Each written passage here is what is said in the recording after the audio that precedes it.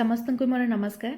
आज मो पाई दिनटी टिके अलगा टिके बेसी स्पेशल कहीं आज केवल इंडिपेंडेंस डे नुहे। आज मो पाई आउ दुईटी स्पेशल रिजन मध्य अछि। आज जोग जन्म महापुरुष श्री अरविंद पुण्य जन्मदिन आज मोर भी जन्मदिन। तो यही अवसर रे मु भाविली आज मोर प्रथम लॉन्ग वीडियो आरंभ करी।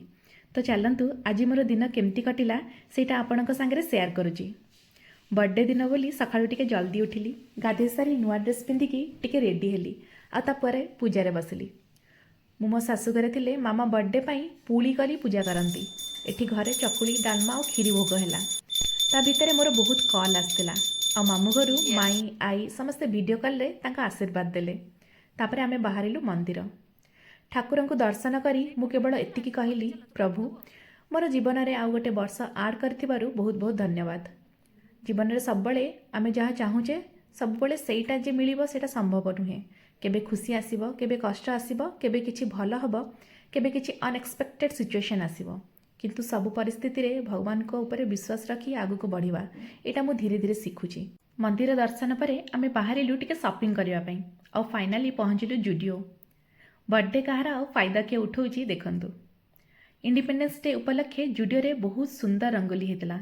आम देशर ट्राई कलर थीम रे फुल और पत्र यूज करके मु घरे थिले संध्या बेले चाटा प्राय मु ही कर दिए।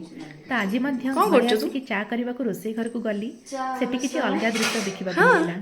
तू को आज रोसे कर तुम भी क्या आज मन दउछि आ भोणी आनिकी केक रखला और बर्थडे दिन और केक संगे किछि फोटोज और वीडियोस हबनी एटा तो हेई परिबनी। ए बर्थडे टिके अलगा थिला काहेकि ना 8 वर्ष परे मु आम घरे बर्थडे सेलिब्रेट कली। आगु प्राय हैदराबाद रे थाए नहले शाशुघरे थाए आउ हस्बैंड को ओबियसली टिके मिस कली। बाहागर परे फर्स्ट टाइम मो बर्थडे रे से मो सांगरे नहांती तो वीडियो कॉल रे ही काम चलेबा को पड़ला। तो एमती भाबरे फैमिली सह टिके हस खुशी रे बर्थडे रे किछि ब्यूटीफुल मोमेंट्स कैप्चर करिलु। तो जदि मोर ई फर्स्ट लॉन्ग वीडियो आपण मन को भल लगी थाए प्लीज वीडियो को लाइक करंतु, मोर चैनल को सब्सक्राइब करंतु और कमेंट रे जणांतु मोर फर्स्ट लॉन्ग वीडियो केमती लागिला। आपण मानकर गोटे लाइक, गोटे कमेंट और गोटे सब्सक्राइब मोर पाई बहुत बड़ मोटिवेशन। आज पाई एतिकी रहिली। जय जगन्नाथ।